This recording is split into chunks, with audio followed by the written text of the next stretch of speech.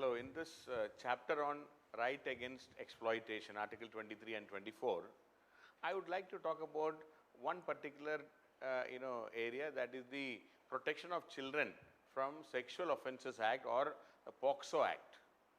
It was passed in 2012, then once again amendment was passed in 2019, and there are a couple of issues I would like to talk which you should know, because that question can always be there. And now any sexual abuse against a child, it can even lead to capital punishment. So we are increasing the chances of capital punishment in many places now. So this video is about the POCSO Act, or Protection of Children from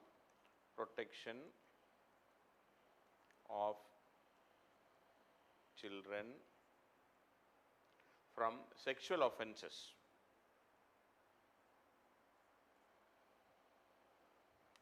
Act 2012 and its amendment in 2019, both I will be discussing in this particular video. And so it is the POCSO Act.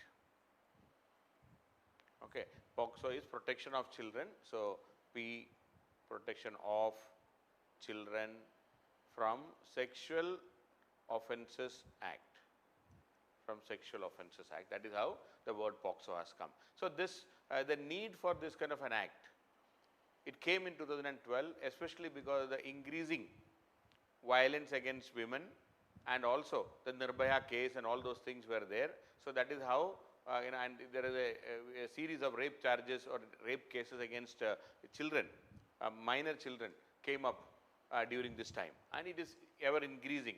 In fact, this act, so what are the provisions or what is the speciality of this? This act seeks to protect children from offences such as sexual assault, then sexual harassment and pornography. Now, three things are there.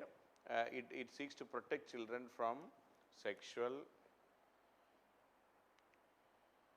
assault, then sexual harassment and pornography.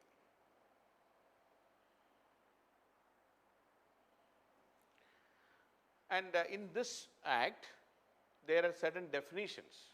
I may not be going in deep into the definition, but this act has clearly defined what is penetrative sexual assault. There it defined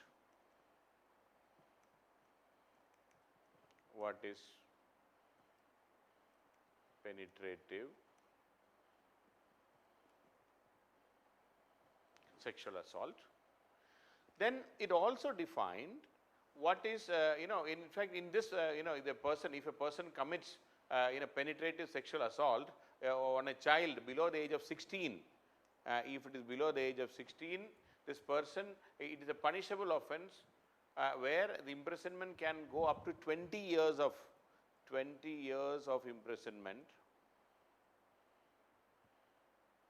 or when it can be a life term plus with a fine, plus a fine will be there. A minimum is 20 years of imprisonment, or it can be extended to life term plus fine. Then also, one is the penetrative sexual assault. Then there is another definition, that is aggravated penetrative sexual assault.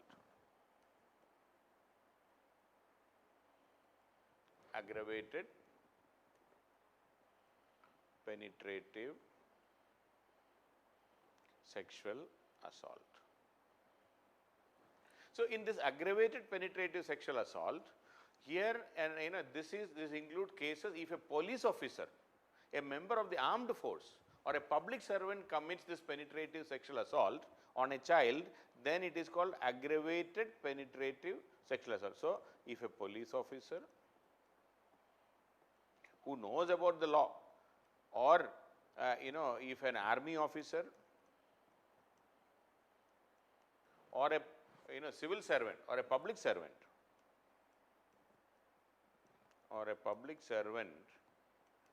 commits penetrative sexual assault on a child, then it is known as aggravated penetrative sexual assault. So this is also defined in this act. Then there is aggravated sexual assault. So, without penetration. Okay. Then a third one is, so second is this. The third offense is aggravated sexual assault. Aggravated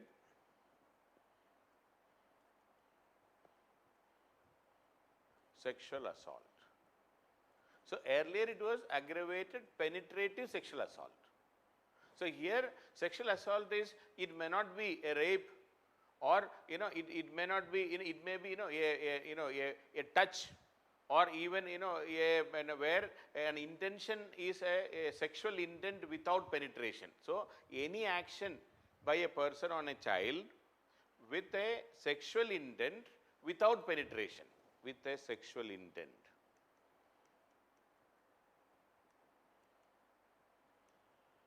Without penetration. So, that is where aggravated sexual assault, that is also defined. So, there are three things, please do not forget. The first one is the penetrative sexual assault. Second is aggravated penetrative sexual assault by police officer, army officer, or public servants. Then it become aggravated penetrative sexual assault. Now then, aggravated sexual assault. Then the Act also defines about the pornography, I will come to that, but in the 2012 Act, it did not talk much about the pornography, it did not define at that time. So, in 19 it has been defined. So, then the Act also, after the definition, the Act also provides for establishment of a special court. Establishment of a special court. Then appointment of special public prosecutors. Appointment of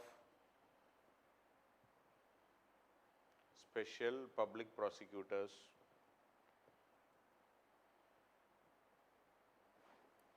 Then a provision for compensation to children who are victims of this sexual assault, provision for compensation. Then also it specified timeline for recording evidence, completion of trial, specified timeline for completion of trial, etc., for recording evidence. Then completion of trial. So, then the timeline for medical examination, and it also provides for several care and protective measures for the victims. And the Act also enhanced the punishment in the crime, especially it has clearly mentioned that the Sessions Court cannot give a lesser punishment. The trial court, in this Act it is also mandated that the trial court cannot give a lesser punishment. So, that discretion of the special court, or rather the trial court, cannot impose any lesser punishment, that is also provided in this Act. So, the Act also clarifies that in case where there is an act of sexual offence under the Indian Penal Code and the POCSO Act, the higher punishment must be imposed. Suppose it is in IPC, it is a violation of IPC, as well as it is a violation of the POCSO Act. Now, wherever, if it is similar if it is mentioned in if the offence is similar in both the cases, wherever the higher punishment is prescribed, that should be imposed. So, under IPC it may be a lower punishment, under POCSO it may be a higher punishment. So, the higher punishment should be given in that Act if it is an offence of the similar nature. Okay. So, that is how it was provided in 2012 after the increasing cases or increasing cases against children, the sexual offence against the children. Now, coming to the 2019 amendment of the POCSO Act, 2019 amendment. See, in fact, the violence against children has not reduced, and it has only increased. So, that is why the government decided to go ahead with an amendment to make it more stringent, the punishment to be made more stringent. So that, that is one of the ways in which the government is trying to stop the violence against children by increasing the punishment or making it more stringent. So more stringent punishment, including death penalty. Now we are bringing in death penalty through this 2019 Act, including death penalty to for sexual crimes against children.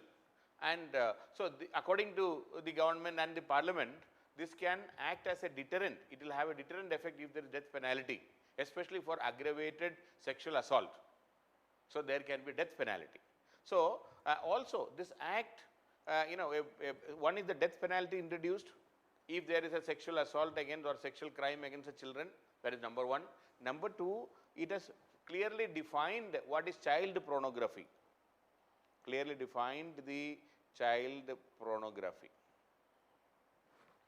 And by using, so that means according to this new amendment, a child pornography is using a child for pornographic purpose or for possessing or storing pornography, including involving a child is punishable. Even possessing or storing pornography involving a child is punishable offense.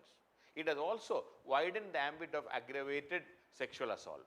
And the amendment is aimed to establish clarity regarding the aspects of child abuse and punishment. So it is, second is the definition of pornography, child pornography. That is two. And number three, it is also bringing in more clarity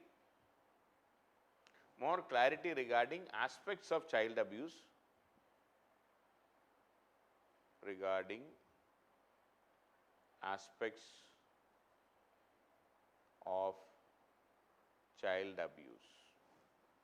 and punishment.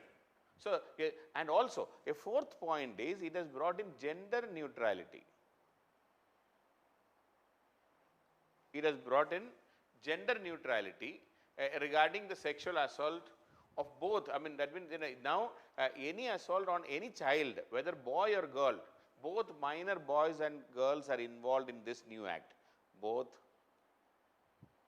minor boys and girls are involved.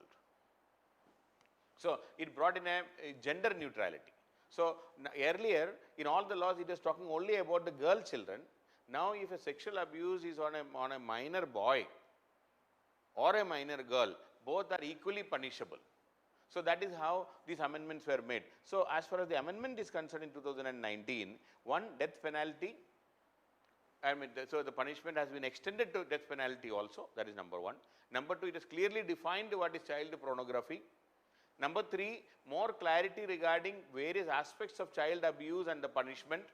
And number four, it has made gender neutral, thereby any sexual assault on a child, whether it is boy or girl, it is both are punishable under this act. Now, coming to some statistics, I would like to talk, because this is something why we are increasing and all. Some statistics I would like to add here. See, first of all, please remember, according to the Crime Records Bureau, you can see that almost 109 children are sexually abused every day, 100 per day. This is a 2018 figure, according to data by National Crimes Record Bureau. By National Crimes Record Bureau, NCRB.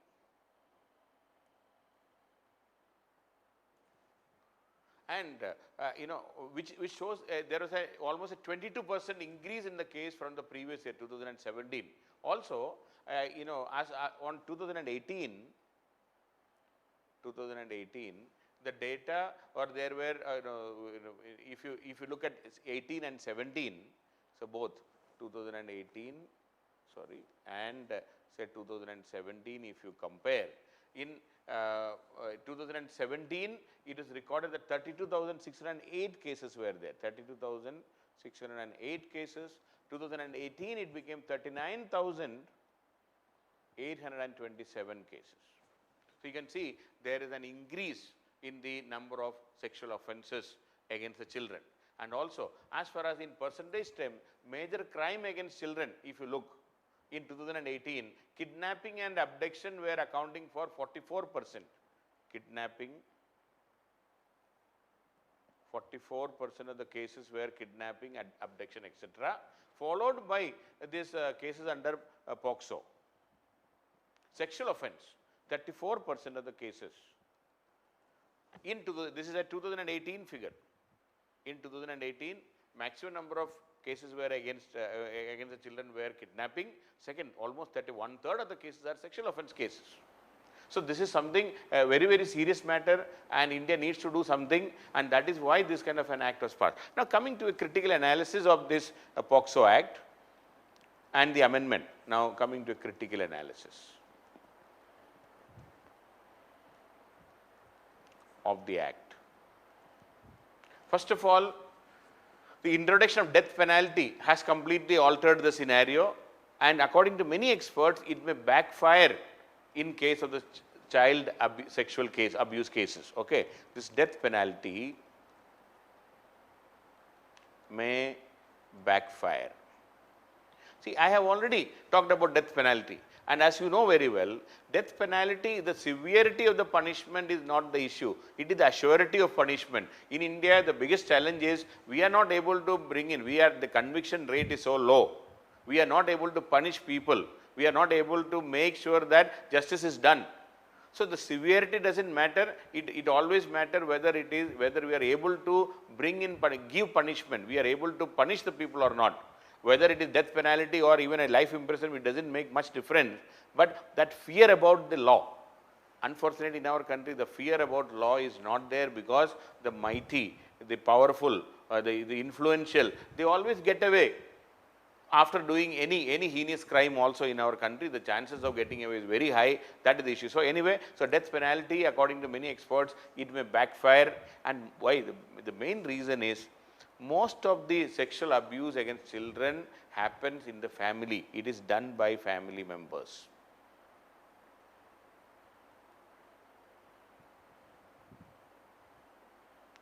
The sexual abuse against the perpetrators of abuse are family members, and if there is a death penalty, the chance of the rest of the family members going and registering a case in the court, with the police, is minimized, or rather the family may refuse to file a case because their own family members are involved. It will discourage people from filing a case in the court, because there will be a lot of family pressure will be there. People will say, what are you doing? TK, we will adjust inside the house, this, that. So it may even, now a third point I would like to add here, because of the death penalty involved in a sexual abuse, because the fear that the child may disclose this, it may even threaten the life of the minor. This death penalty can ultimately lead to a threat to the life of the minor. Because whether it is sexual abuse or murder, the maximum punishment is the same now, death penalty in both the cases. So it may encourage some of these criminals to kill the child rather than just have a sexual, after the sexual intercourse is over, they may even think of killing the child, because they know that if the child discloses about the identity of the person, if the child complains, this can lead to even capital punishment. Even after murder, it is only capital punishment. So these criminals may think about even threatening the life of the child in such cases. A fourth point I would like to add here is, after the Nirbhaya case in 2013, Justice J.S. Verma committee was appointed. Justice J.S. Verma committee was appointed, and the need for capital punishment was discussed elaborately, but finally this Justice Verma committee also decided against imposition of death penalty in rape cases, against death penalty. So even Justice J.S. Verma committee discussed this matter, it decided finally not to have it. Even the 262nd Law Commission report gave a, they have provided, or rather it suggested abolition of death penalty in exceptional terror cases, not for rape and all. So there is a general movement against death penalty across the world. I have already talked about the need for, or should there be death penalty. So in that, even my point is, death penalty is not a solution for a heinous crime. A state cannot do another heinous crime. That is the logic I always put. Anyway, a fifth point I would like to add is, the government, by introducing this death penalty and all, the government is trying to take a high moral ground.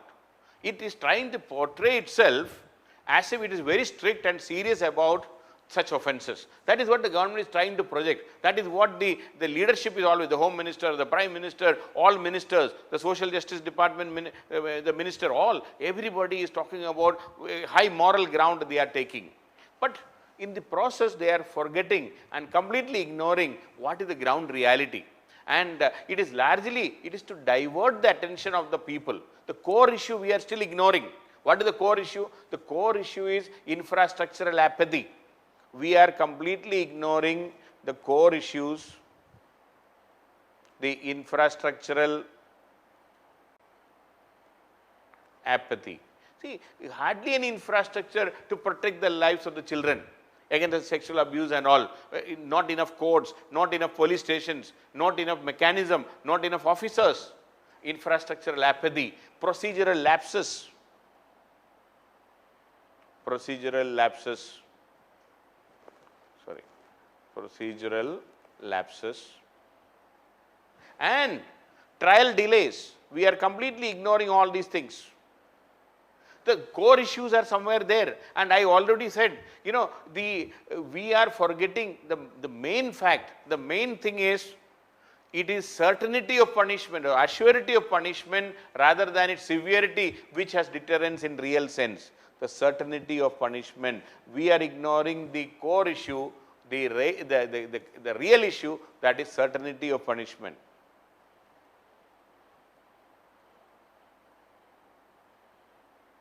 Certainty of punishment, and not the severity.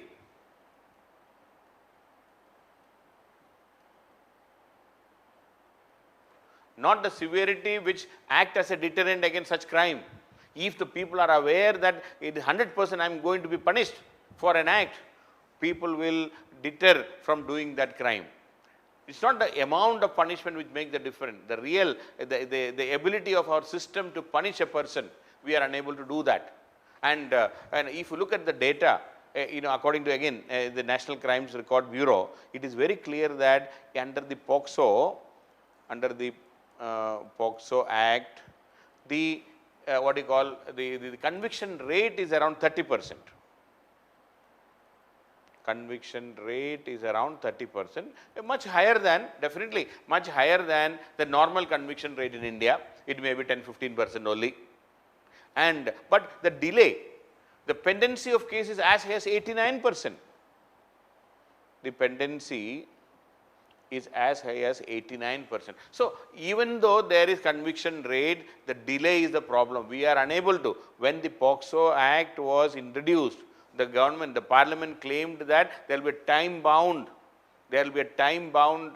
trial and punishment, everything, but the delay is almost 89%. Whatever we are claiming, the prescribed time period of 2 months for trial, in such a case is hardly complied with. It is not complied. The 2 months trial is not complied.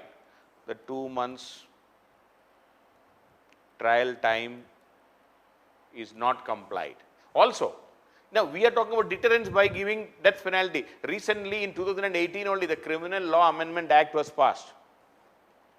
The Criminal Law Amendment Act 2018 was passed, and it introduced death penalty for rape of girls below the age of 12. If a girl child below the age of 12 is raped, it can bring in death penalty. That was in 2018. See, since then almost 2 years have gone, or more than 2 years have gone, but there is no reduction in punishment, there is no reduction in the cases in India. We are still getting equal number of cases or more number of cases even after such a law has been passed, and this sexual assault on such children below the age of 12 are still going on, even though there is a clear mention that there can be death penalty for, see, death penalty is not, I am repeatedly saying this, it is not a deterrent. It cannot be a deterrent for any crime. It will not stop any crime. It is only on paper. How many people are sentenced to death in our country in the last 20 years? You please look into that. And how many people are executed ultimately? Only a handful of them. Less than 10 of them are executed in the last 20 years. You can imagine then what is the situation? I mean, how can it be a deterrent? It can never be a deterrent. So we are always talking about deterrent. It is never acted as a deterrent. The number of cases are not reducing. The real issue is the poor implementation of the act. So the real issue, the real problem is the poor implementation. Poor implementation of the act. So we should not ignore this part. This is the reality. The poor implementation is a big problem, and also the special codes are not actually special. Now, the act talked about creating of the special codes.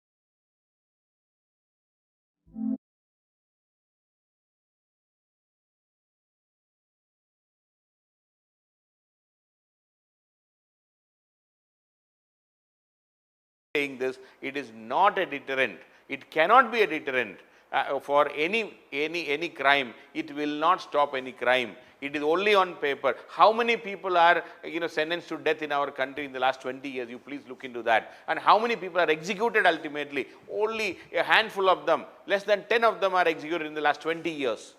You can imagine then what is the situation? I mean, how can it be a deterrent? It can never be a deterrent. So we are always talking about deterrent. It is never acted as a deterrent. The number of cases are not reducing. The real issue is the poor implementation of the act. So the real issue, the real problem is the poor implementation. Poor implementation of the act. So we should not ignore this part. This is the reality. The poor implementation is a big problem, and also the special codes are not actually special. Now, the act talked about creating of the special codes only to deal with the POCSO Act, but special codes are not special. The same code, the same regular sessions code is converted after some time. For a particular time, this sessions code is converted into special code. So the attitude, the behavior, everything is normal code. So if the children are not getting any benefit, see, in fact, there has to be a child-friendly atmosphere within the courtroom. That is what is said, but hardly any change. And if the judges are dealing simultaneously other crime and the child-related crime, ultimately there may not be any change. Also, the act prohibits the prosecutor and defense lawyer from questioning the children directly. The act is prohibiting, and it is supposed to be the judges only should ask questions to the children. But in reality, it is not been followed properly. So there are so many issues related to that, and there was, there supposed to be training on child psychology. The questionnaire method should be different for the children, but nothing is followed. So even the POCSO Act requires the court to deploy translators, interpreters, the child psychologists, but nothing of that sort has been done in reality. But yes, so these are some of the issues we need to do. Death penalty cannot be a solution. Deterrence will come if there is assurity of punishment. No other, the severity of punishment is not going to deter anything. So we have brought one more, in one more case we have brought death penalty, that is true, but it is not going to help beyond a point. See, and moreover, this society should involve. It's also another abuse, sexual abuse against a child below the age of 16 or 18 or 12, whatever we are talking, it's a social crime. We need to create awareness among the children also, the parents also, how our children should be, certain etiquette should be taught to them right from the school itself. We should teach them, we should tell them what all can amount to sexual abuse. If somebody is touching them, if somebody is following them, all these things will have to be educated also. We have to give proper education to children right from the younger age, so that these children cannot be victims of these kind of activities. But coming to the final conclusion, there are issues, there are procedural problems, there are problems in the implementation. These amendments, and even the Supreme Court has repeatedly said that child abuse is an intolerable crime. Supreme Court has said that it is an intolerable